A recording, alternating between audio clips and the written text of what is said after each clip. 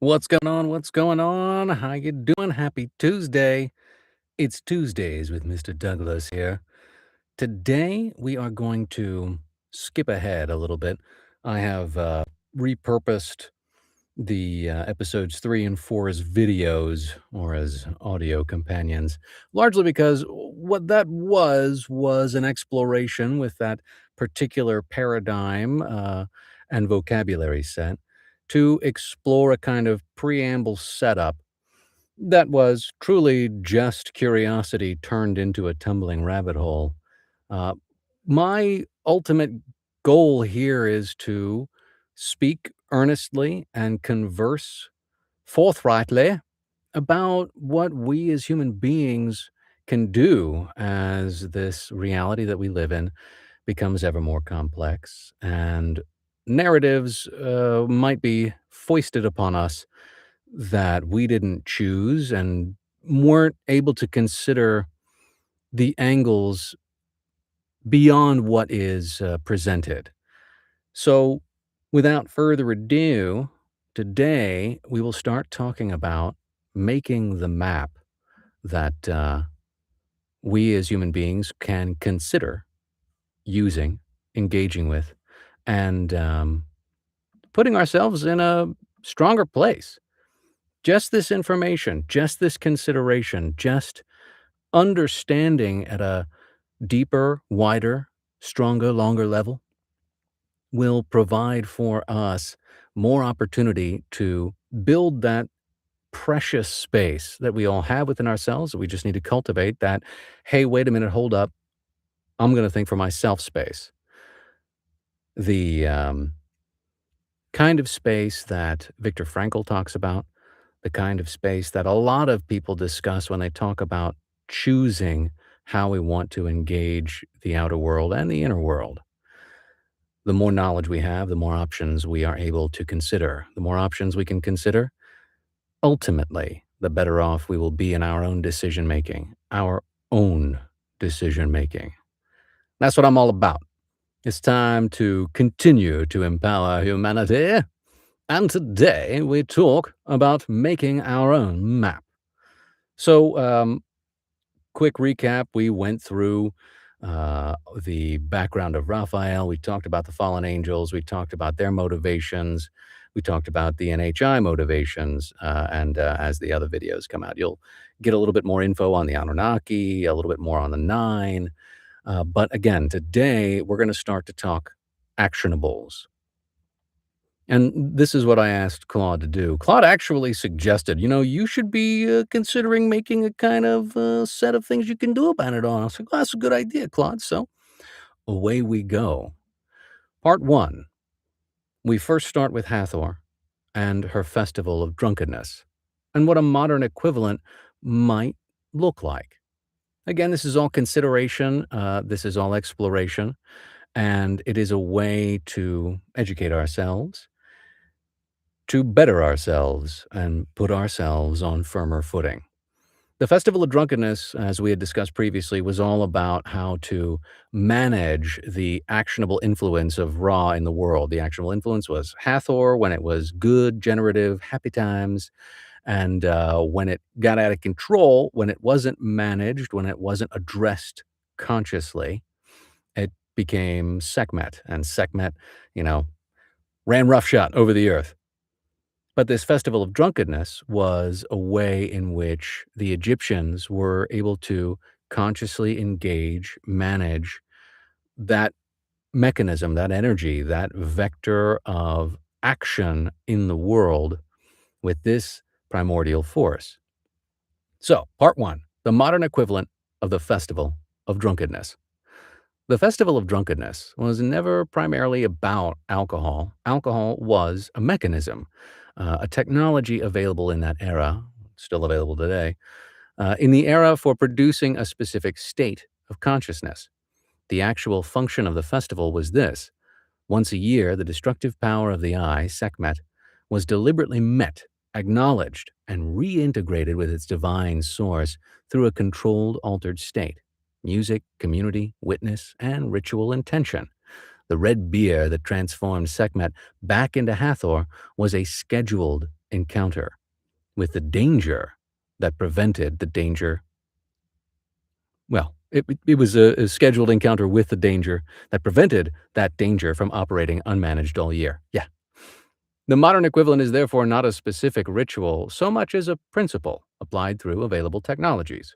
The principle has four components. Component one, periodic, deliberate encounter with a dangerous power. The festival was annual and scheduled precisely because unscheduled encounters with the eye's destructive force were catastrophic. The priests managed it by meeting it on their terms before it met humanity on its own terms. This modern equivalent is what Jungian psychology calls active engagement with the shadow work. The deliberate, periodic, structured encounter with your own inner destructive forces before the eye erupts sideways into your life. Jung's insight was identical to the Egyptian priests. Well, the Sekhmet energy doesn't disappear when ignored. It accumulates. It builds pressure. The Festival of Drunkenness was Egypt's solution to the same problem Jung identified 40 centuries later. In practical terms, this means secluded periods of genuine self-examination, not pathologizing self-criticism, but honest, unflinching inventory of where your desire, your rage, your grief, and your possessiveness are currently operating without your conscious awareness. The Jesuit examen prayer, Yom Kippur, is an annual reckoning, the Catholic practice of regular confession. All of these are kind of versions of the same technology. A lot of them seem warped comparatively. You're not sipping wine with the priest while you're taking confession, giving confession. You meet the eye before the eye meets you. That's just healthy self-work. Component 2, music and sound as the specific modulator. Hathor's instrument was the sistrum. The sound of the sistrum was not decorative, it was functional. Specific frequencies and rhythms were understood to modulate the state of the eye. This is not mystical speculation, this is early acoustics. The modern research supports this. Specific drumming frequencies, particularly around 4 to 7 hertz, the theta brainwave range, consistently produce what neuroscience now calls theta entrainment. The brain shifts from beta, which is the ordinary analytical monkey mind daylight thinking, through alpha, which is a bit more relaxed awareness. You get into a light trance when you're in alpha, into theta, the borderland between waking and dreaming, a light hypnagogic state, the precise zone where Yesod in the astral plane operates. Yesod, part of the tree of life, which I can share here. I've got it ready.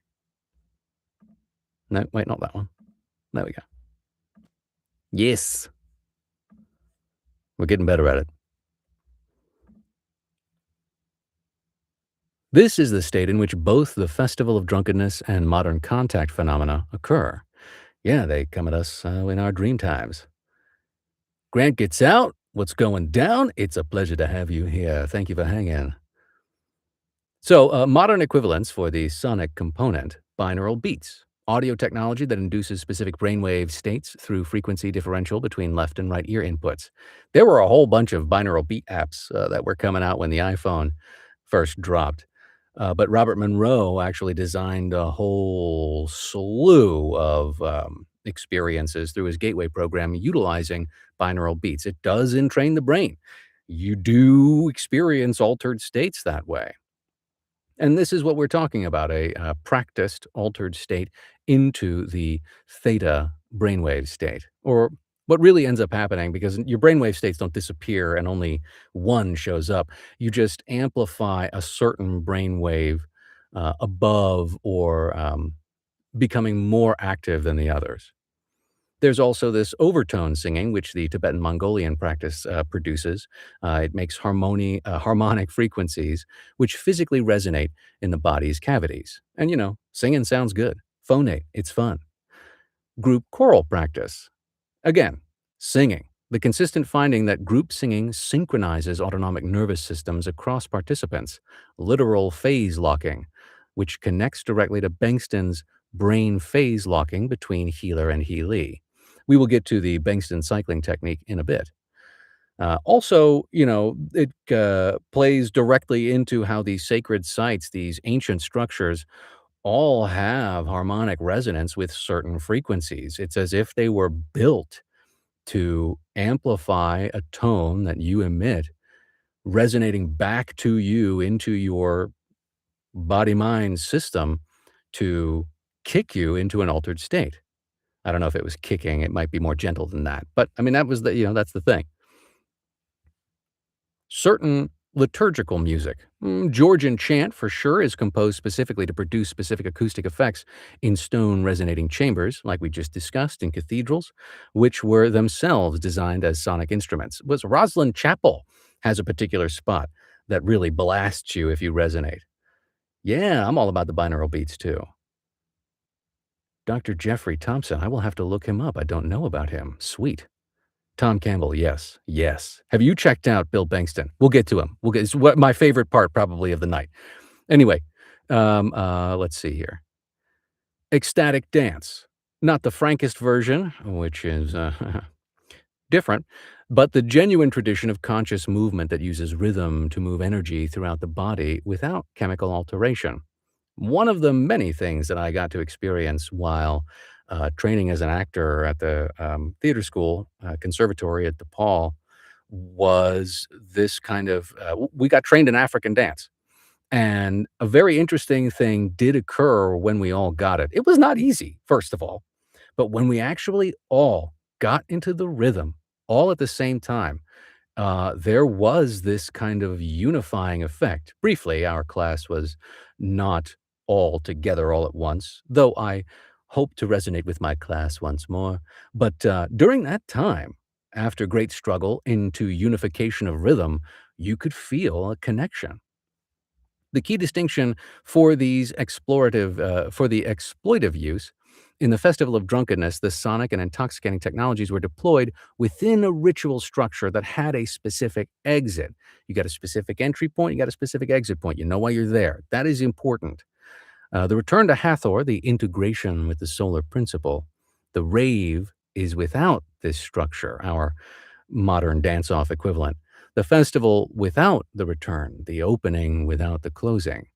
These are where the exploitation happens. And Dr. Lynn, yet again, I've been reading a lot of her. She had a great article today, but she writes about how the rave element of this situation we may be finding ourselves in has a particular component to what's going on, how we are unknowingly participating in a kind of rhythmic mass trance ritual. I've never been to one. I don't really have that much interest in going. It seems quite sandy, but I mean, the pictures look cool.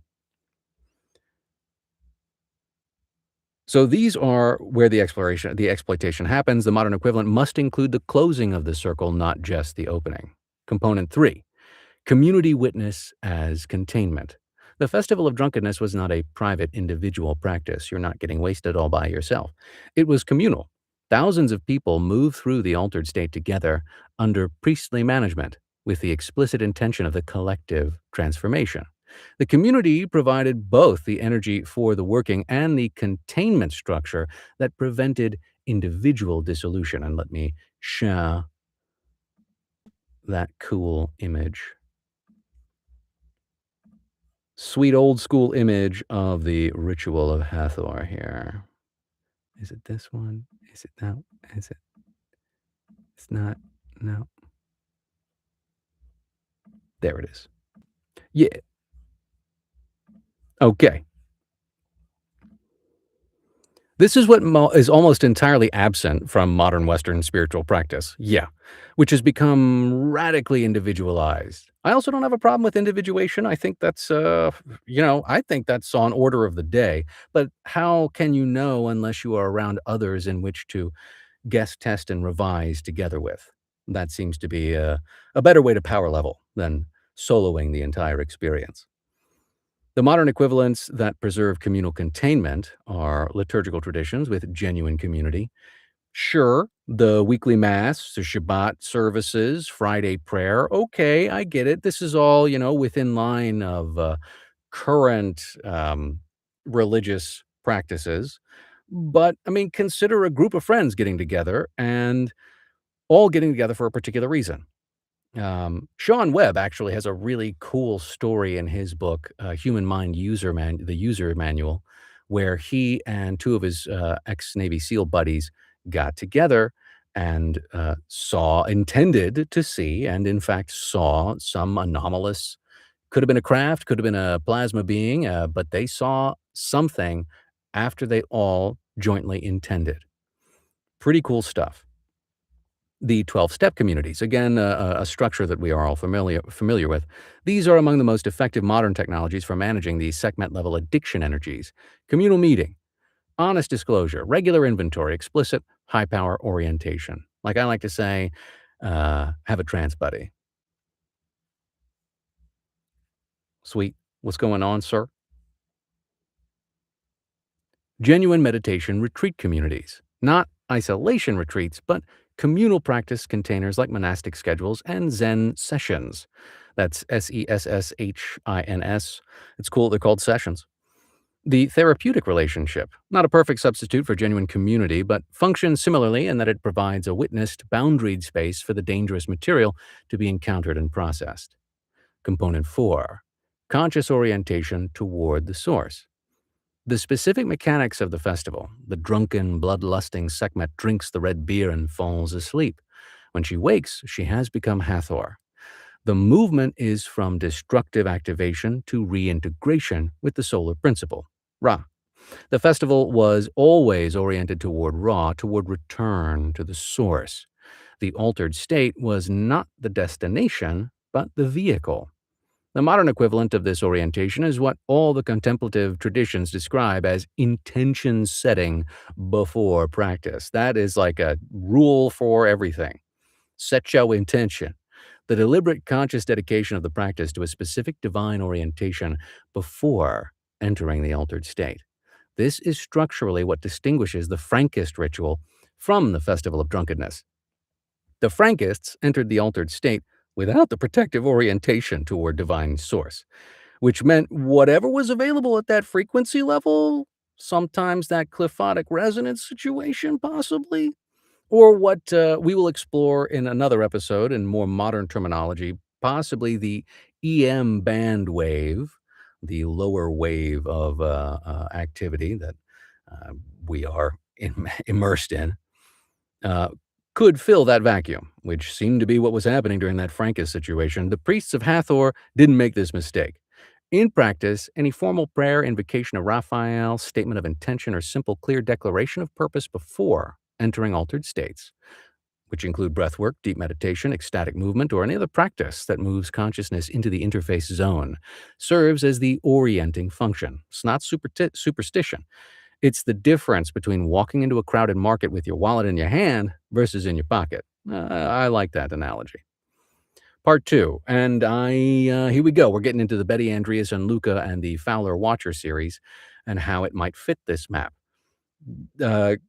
Claude claws into this and uses it as he puts a positive spin on it, and I disagree, and I will make that known throughout this process, but, let's see how oof, it doesn't have a gender. Let's see what it shows us, and I'm gonna pull up the book here in just a moment. Where are we? There we are. Alright, cool. This book and The Watchers 2 are wild. I have a dream to be able to narrate both of these books. They currently don't have, audiobook versions, and they are intense, to say the least, which is why it's another reason why I don't necessarily agree with what Claude gives me here. But it says, "The case is, for our purposes, the single most theologically rich body of contact material ever documented." And that is true. Betty herself was theologically sophisticated and refused to amputate her experience from her existing spiritual framework. I make the argument that the beings that took her, and they took her, they didn't ask her to go, the beings that took her use that as a kind of frame to seem like the whole experience is more acceptable. But as we move on, Andreasson had continued to integrate her experiences, which she sees as evidence of the government of God over the world, into her Christian beliefs. When Luca discovered this astonishing secret, she gave the beings a name. She calls them the Watchers. Now, that's she doesn't call them the Watchers. They actually tell her, which is trippy. They say, "Oh, we are called the Watchers." And as far as I'm aware, she wasn't reading Enoch. So, the many points of agreement among disparate abductees, such as physical descriptions of alien beings, examinations, experiments, out-of-body experiences, some darker experiences, suggest that not only are we indeed being visited, but we have been for many years. Betty's naming of the beings as watchers is not a secondary interpretation. Again, she didn't name them. But that's what she calls them after they say that's what we are. It's the experiential testimony of someone who encountered these beings directly, which is why the books are so good. It is a deep, intense, long, multi-abduction, it's like over 2 decades or more. It's intense, and the information she's also a great illustrator, and she draws a lot of her experiences that she recalls from, hypnotic regression sessions. What distinguishes the Andreasson case structurally from the Jacobs-Hopkins abduction pattern is profound, and this is okay, well, I'm just gonna disagree with all of this. Uh, for the emotional tone of standard abductions, well, the Jacobs abduction model. And before I go into this even, the Free Society did a massive study. I ended up reading this entire big fat book of case after case after case and study after study after study of abductions. The long and the short of it, or the short of the me summarizing what I can from it is that about 70% of the people self-reported ultimately that the experience was, neutral to positive, whereas 30% said it was more negative. Um, be that as it may, even if 7 out of 10 people are saying this is great, there are 3 out of every 10 people that have had this experience that are deeply traumatized by this. And, red flag number 1, if they're taking you without permission and then telling you why after, it sounds like kidnapping to me. But Claude breaks it down here. The emotional tone of the Jacobs model is cold, clinical, and different. In the Betty Andreasson experience, they do communicate with her quite a lot. They show her a lot. And so they're saying there's communication, there's some care, not really, but kind of. They show her a lot of weird stuff she never asked for. Um, Anyway, the primary focus of most, Jacobs model abductions is reproductive and genetic. That still shows up in Betty Andreasson's case. Claude says it's spiritual transformation. They do show her interesting information. We'll go through it here because it is interesting. It ties back into Egyptian iconography, which is wild because, again, Betty Andreasson was not deep into Egyptian information. She was pretty hardcore Christian. The religious dimension is absent in most Jacobs model, and it's central and consistent. Again, I think it's used as a kind of overlay to make it seem more acceptable. Um, that's very, very interesting. How much could this be attributed to lucid dreaming? Um, well, that would depend on how much you can lucid dream. I haven't been able to achieve that yet, except for like blips and moments. I'm working on it, though. The aftermath for the Jacobs model, trauma, PTSD, messed up lives. For Betty Andreasson, transformation and expanded capacity, yeah, kinda, not again, yeah. Being named the Greys, well, there are no self-identification in the Jacobs model, but in the Betty Andreasson model, they do call themselves Watchers. And again, maybe they're just tapping into that entire vocab set and using it. That's tight. That's very cool. The message to humanity in the Jacobs model is unclear. It's varied, to say the least, when natural disasters, apocalyptic scenarios, "Oh, our genetics are screwed up, so we need your help." They also say that in the Betty Andreasson model, but they say that humanity will become sterile, and so they're doing this for humanity, which when you look at what she is illustrating from her experiences and you read what they tell her, there's a lot of not matching up, in my humble opinion. Phoenix imagery is absent in the Jacobs model, but it is central in the Betty Andreasson model. They do show her this, and the Phoenix encounter is the detail that most directly maps to our structure. Betty sees a massive bird that immolates itself in fire and is reborn. This is where it's pretty interesting. I'm very curious as to why they decided to show her this. The Bennu bird of Egyptian cosmology, the bird that perched on the Benben stone at the moment of creation in Heliopolis, the bird that Atum Ra manifested through at the first dawn. It's not random. It's a precise image in the Egyptian tradition used for the cyclical death and renewal of the creative solar principle, Hathor's territory, and its appearance in Betty's contact experience, reported by a Massachusetts housewife with no documented knowledge of Egyptian cosmology, is one of the more striking data points in the entire contact literature. The fourth book reveals the positive side of alien contact, the opportunity to gain new insights into the spiritual dimensions of reality and to discover how aliens have played a major role in the development of our religious history. The map interpretation. In our Kabbalistic framework, and the video that I will upload will address this more specifically, but we will go through it here today. The Watcher class includes both fallen imprisoned in the Cliphotic tree and loyal Holy Watchers, the Irin of Daniel, who are still operative.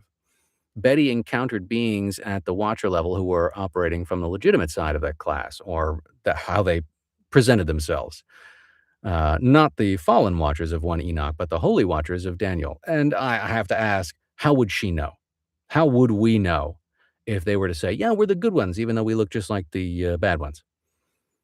The contact was not exploitative, but instructional. I disagree, which is precisely Raphael's mode of operation with Tobias. Now, yes, of course. The difference between the Andreasson case and typical abduction cases is the difference between Raphael accompanying Tobias and Asmodeus stalking Sarah. I'm just going to disagree with the whole thing. Same category of being, opposite pole of the Watcher class, completely different experience. Or so it is portrayed to her. The message Betty consistently received, that humanity needs to return to love, that the material world is not all there is, that the beings have been present throughout the human religious history. Now, she is told all of that, is precisely the message one would expect from loyal Watchers whose mandate is the oversight of humanity's spiritual development. It's not that the message of the beings engaged in a hybridization program for their own purposes. Well, okay. Again, I wrote about this. There's a little article on X that I put up that talks about how one of the first experiences she has is like on page 30 in this book, where she shows through hypnotic regression the process of uh, unborn taken and put through a speedy kind of repurposing into a jar of liquid with some wires and stuff. I don't want to go into too much specifics, so I highly recommend you check out the book. The article has some of that imagery. It's intense, man. It's not like cool. It's nothing that I would say seems very good. And again, they're showing her this and claiming it's for humanity's benefit, which, I call bullshit. But Fowler's own evolution over the course of the series is itself some data. He began as a skeptical investigator, Fowler is the author, and ended as someone who recognized his own contact history. The investigator pulled into the phenomenon by the phenomenon. Now, this is the Valet control system hypothesis in action. The contact changes the one who studies it, which is either the deepest manipulation or the most authentic form of spiritual instruction, depending on which pole of the Watcher class you're dealing with. Part 3. Learning to modulate mental vibrations. This is where we get into some cool stuff right here. Well, it's good to know that I'm putting in the effort. One day, 12 years from now, I might lucid dream. So, now to the heart of what we are asking. And we're going to talk about Bill Bengston's cycling method. I am practicing this. I think it's awesome. Let me pull that up here. Highly recommend this book too. Very, very cool. Where are you? There we go. This and his class, his training book, Hands on Healing, well worth every penny. Highly recommend. On we go. Bengston's cycling technique is a genuine and documented technology for mental vibration modulation. Let's first explain precisely what it does mechanically, and then we can put it into the broader map and show how it connects. So, what Bengston cycling actually does mechanically. The cycling technique involves making around 20 mental images of things you would like, or situations that you'd like to be in the future. The mental images can't be general. Instead, they must be able to be recognized when accomplished. The image cycling itself involves running through these images at a very, very fast pace while you're otherwise engaged in ordinary activity or producing healing in others. He's done so many tests and studies on this technique. Uh, I mean, YouTube Bill Bengston cycling and all of his interviews. He's just awesome to listen to because he's a chill dude who's like, I'm skeptical, but he defines skepticism as being open, but not collapsing into one or another possibility. In fact, Maze to Metanoia has a wonderful series right now where she is discussing this very mental space to be curious and open without choosing one or the other side might be the place where we need to be. And Bengston promotes that space. So, uh, Bengston looked into the brains of image cyclers using EEGs and fMRIs, and something different is going on. He says, we've found unique harmonic frequencies in the brains of practicing cyclers. In addition, simultaneously running tests on both healer and healee demonstrate that something akin to brain phase locking between the two occurs. The three phases that build on each other for the cycling technique are dreaming, a slow, deliberate construction of specific personal images. What does driving that specific car feel like? What does standing in that specific place look like? This also harkens back to Neville Goddard's Living in the End. The images must be concrete and particular, not categories, but instances. This phase operates at the Netzach level in the Quabalistic tree of life: desire, specificity, sensory imagination. Phase 2, drilling. Rapid succession of the same images, so fast that emotional attachment cannot keep up. The mind perceives each image but has no time to feel about it. This is the critical transition, occupying the desire level, Netzach, without being captured by it. That's an important distinction. Phase 3, hypercycling. This stage is where cycling becomes highly personalized. When the images cycle so fast they become background while consciousness is freed for other operation. This is the state Bengston calls flow. It's what the Kabbalists call bitul, or self-nullification in the positive sense, and what the Hesychasts called hesychia, Sesychia. Hesychia, if anybody remembers that commercial for chia pets. Stillness that is simultaneously the most active state. The instruction, set up the want and get out of the way, is Bengston's formulation of something every contemplative tradition has described. You align the attention at the level of specific desire, then release the mechanism of fulfillment to a deeper intelligence.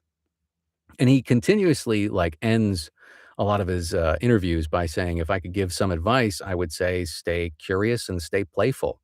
Act like a kid in a candy store, I would add, or a toy store. I want to be a Toys R Us kid.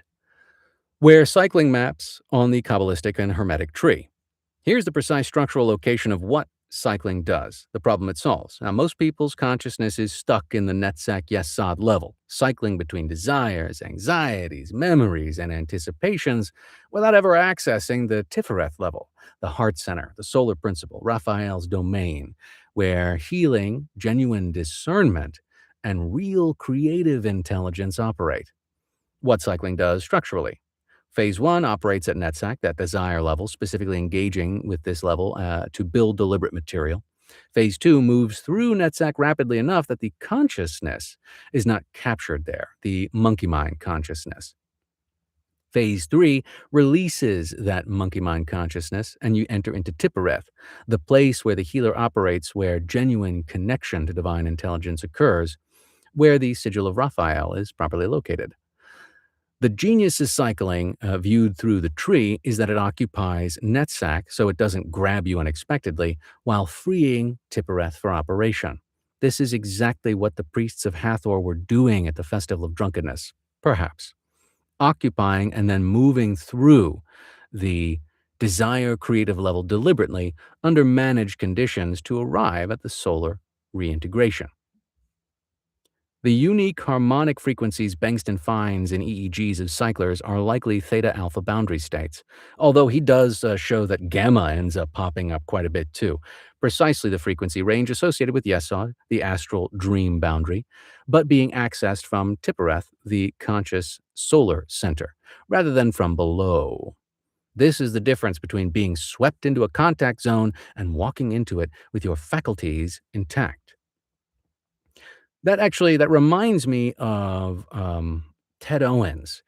Ted Owens, the most documented psychokinetic guy in the West, like, ever, would talk about how it was his training in memorization and hypnosis that allowed his mind to be open enough for the communication and influence of the space intelligences that he called Twitter and Tweeter, to insect-like beings that were communicating with him in a ship just out of phase of visible space. But that there's some correlation there. The broader practice architecture or curriculum. Bengston's cycle is one technology with a broader practice architecture, and here's how a student might structure that development. Stage 1, grounding, Malkuth, building the foundation. Before working with mental vibrations, you must have a stable physical base. This is not metaphor, it is structural. Everything is in vibratory motion. Everything vibrates. This is also true on the planes of energy and force as well as the mental planes. If the physical layer is chaotic, it destabilizes everything above it. Practices. Regular sleep-wake rhythms, get good sleep, get it regularly. Physical exercise with full presence, just not distracted. Get those nice deep stretches, awaken the fascia. Deliberate dietary choices that stabilize, not necessarily restrictive, but conscious. Time in natural environments. Get out there, put your feet on the grass, which naturally re-entrain human biorhythms toward the Earth's Schumann resonance, which consequently is around 7.83 hertz, itself in the theta range. The Schumann resonance is not incidental here. The Earth's electromagnetic frequency is in precisely the same range as the healing states Bengston documents. Grounding in the literal sense, physical contact with Earth, is a frequency normalization practice, not a poetic metaphor. Stage 2, Yesod work, learning the astral plane through dreams. Before working with the contact zone consciously, learn to work with it during its natural operation, dreaming. Dream journaling. Who does it? Me. Not interpretation, but documentation. Develops the faculty of conscious attention in the Yesod state. And that's true. I have had much better dream recall the more I journal my dreams. This is the zone where contact phenomena occur and where entities operate most effectively. A person who is aware in their dream state has an enormous structural advantage over one who doesn't. For a practice, keep a journal immediately accessible at the bedside. Upon waking, before moving or speaking, record whatever is present from the night. Over weeks and months, patterns emerge. The images that repeat, the emotional tones that persist, the figures that recur, these are data about the current state of your Yesod level. You're learning the contact zone's geography from the inside. The traditional practice that corresponds to this is the Jewish tradition of not making major decisions without considering the night's dreams, and the Quabalistic practice of specific bedtime prayers. Sure. And I'm going to try and read these. Hashkivenu, Hashkiveinu,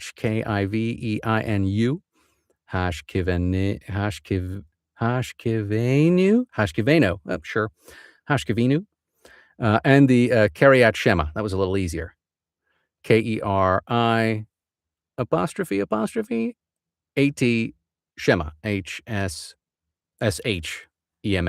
mild dyslexia. That explicitly orient the dreaming consciousness toward divine protection before entering the Yesod state. Stage 3, NetSack management, Bengston's cycling.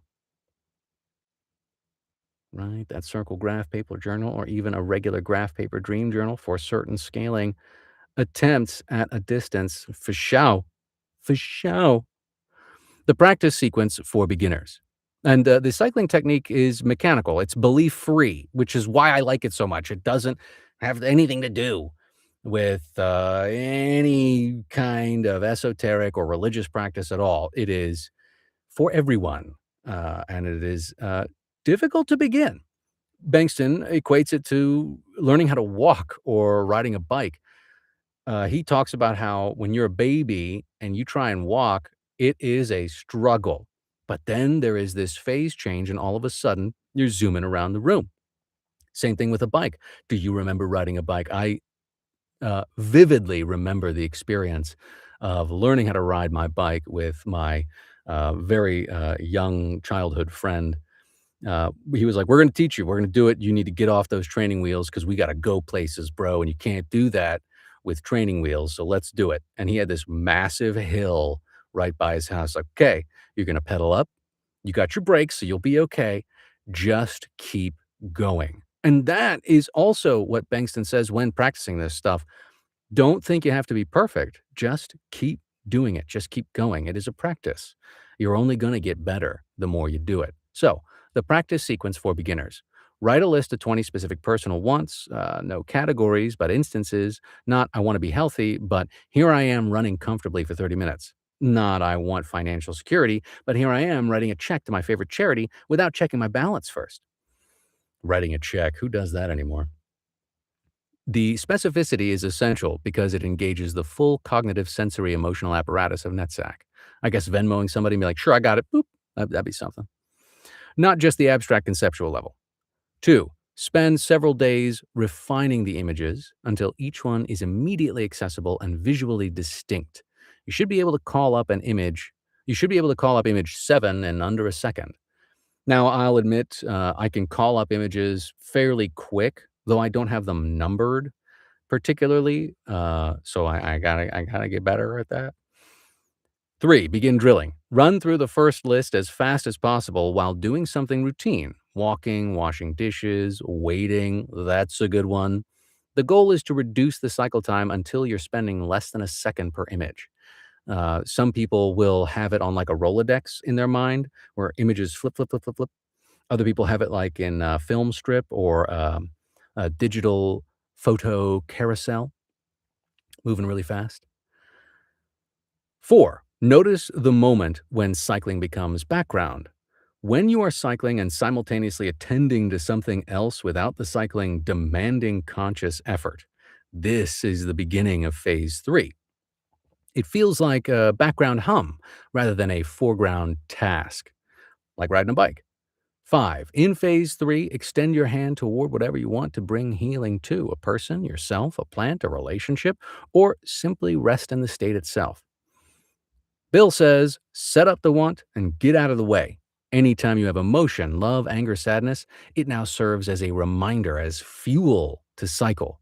It fuels your want. The soul of the matter is flow. Stay loose, repeat nothing. The Bengston to Hesychasm Bridge. The Hesychast Jesus Prayer and Bengston cycling are structurally the same technology and similar technology because you got a mantra, but then you got this very particular kind of set of doing things. It's the same technology, but with different orientations, similar. The Jesus Prayer occupies the mind with a specific phrase at the level of sound language, Hode, which is the Mercury communication level on the tree, to free the heart center, Tippereth. Cycling occupies the mind with specific images at the level of vision desire, Netsack, to free the same center. Both use repetition to induce a state in which the ordinary analytical consciousness is occupied but not controlling, releasing a deeper level of intelligent operation. Maybe it's tapping into your higher self. Maybe it's tapping into the energy that fuels the universe, the force, who knows? But whatever it is, check out Bill Bengston because it seems to work quite well. Yeah. The critical difference, the Jesus prayer orients explicitly toward a specific divine person, the Christ, as the source of healing. Cycling is belief free. It accesses the same functional level without explicit orientation. For someone building toward genuine discernment and protection from entity interference, Claude says the Hesychast version provides the protective theological orientation that cycling lacks. Mm, the full I mean, hey, you do you. The full practice architecture ideally combines both: cycle to access the state, orient through prayer to establish the quality of connection made at that state. And sure, yes, yes, and all of it. Stage 4, Tippereth activation, the heart center work. Tippereth is the center of the tree, the place where Raphael operates, where the Christ principle functions, where the solar intelligence that governs healing and discernment lives. Accessing Tippereth deliberately is the goal of the entire practice architecture.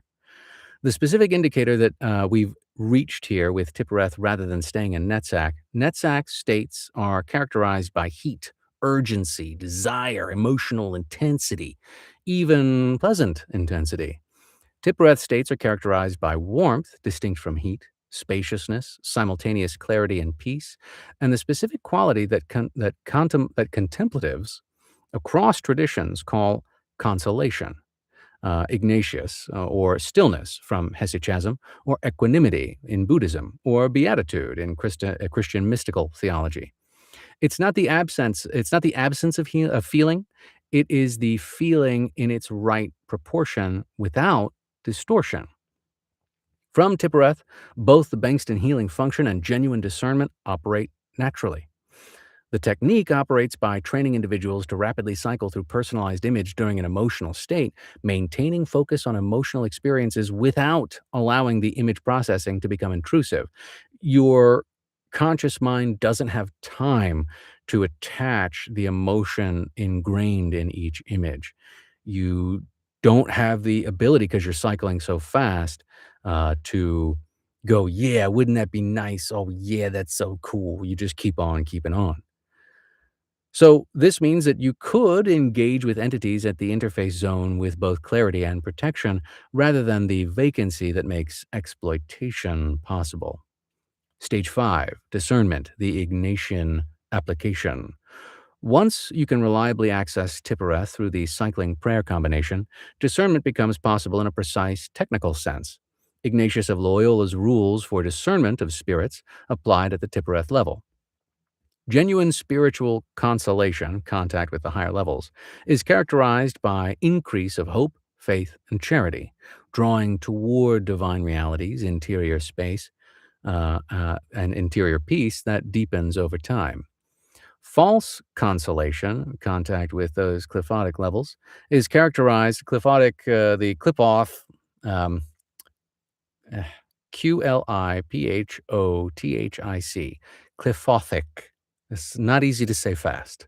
Cliphothic is characterized by initial excitement that fades into disturbance, flattery of the practitioner's spiritual status, guidance that serves the entity's purposes rather than the human's genuine development, urgency and time pressure, and secrecy.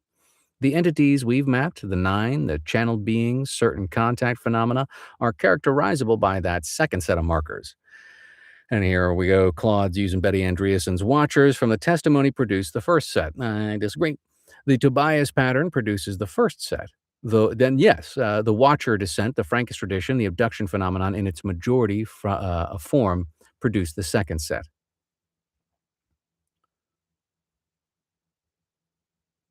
Oceanic, insane, evil, or similar word, por favor. Ooh, chthonic. Sure, that's interesting. That's an interesting sound connection. Chthonic to cliphothic. Cliphothic? Then there's something there. They're both a little difficult to say, at least. So, the discernment is not primarily intellectual, it's somatic. You learn to read the quality of the contact through the felt sense in the body at the Tiferet level. Entities operating from the cliffothic side, I'm getting better, produce a specific sensation, often described as a kind of excited urgency, a flattered self importance, an addictive quality to the connection. Genuine divine contact produces a different quality, a steadiness, a sense of being both humbled and expanded simultaneously, a clarity that remains after the experience ends rather than fading with contact. Now, I will also say that there are lots of reports of hypnotic regression where the initial retelling of an experience by somebody is full of love and expansion and all this good stuff. But when explored deeper, it seems to be a kind of screen memory, which, that's a whole other level of discernment that is difficult to engage with. The experiences that people report and then the experiences that are revealed after exploration are different, and these screen memories are imposed on purpose. That's deception, man. That's hardcore deception. So, the synthesis, why Betty, Bengston, and Raphael point to together. Betty Andreasson encountered beings who apparently wanted to show her the interface zone, the contact space between material and divine. They do show her a lot. They show her at one point a guy in a hospital who is going to pass, and they show her, and it could all be screen memory, but they show her dark shadow beings and light beings f- vying for his essence, trying to guide it one way or another. Crazy stuff. Definitely recommend the books. Good to have in mind, even though it is intense material. So they wanted to show her the interface zone, that contact space between the material and divine, and who used her own Christian theological framework as the presentation layer, right? She's using her own presentation layer. What she saw, the phoenix, the light, the being she called God, they at one point show her a kind of 6-foot style mirror with just beautiful white light beaming from it. And the grays point to it and go, "That's God." Okay. Bengston discovered through empirical research what happens when a human being learns to access the same zone without requiring an entity as an intermediary. Healing occurs, phase locking occurs, the healing can be transferred to others and even to objects. He charges cotton. And the results, and water now, actually, and the results are reproducible in controlled laboratory conditions. Raphael's method with Tobias is a good integration of both. A being who operates from the legitimate zone of the structure, accompanies the human, teaches them specific practices needed for their situation, and then withdraws, leaving the human equipped to operate from that level themselves. The full practice architecture we've sketched here is a path from where most people can start, primarily on the Malkuth Yesod consciousness, the subject to the contact zone's contacts without awareness or protection toward where Tobias arrives, the Tippereth oriented, accompanied by legitimate guidance, equipped with specific practical knowledge and embedded in committed love rather than isolated spiritual ambition. The Festival of Drunkenness, way back to Hathor, in this synthesis, the annual reminder that the power governing this interface zone, the Hathor Eye of Ra, requires periodic, conscious, deliberate engagement rather than being left unmanaged. The modern practice architecture is the year round version of what the annual festival tried to do once: maintain conscious relationship with every level of your own internal structure. Orient that relationship toward its divine source and leave no vacancy that can be occupied by what is not you. So I did go briefly back to discuss the Girona Society and the Great Bear and the fallen angel question. In Patrice Chaplin's book, The Portal and the Stone Cradle, she discusses that this secret society in Girona ends up being kind of guardians, regents, protectors of information and a physical object that apparently carried a non-human intelligence to Earth, physically, and it's in this area. So we'll go into this a little bit, and then we'll leave it. But I did think that this was interesting. So the search results reveal something extraordinary that reframes our question entirely.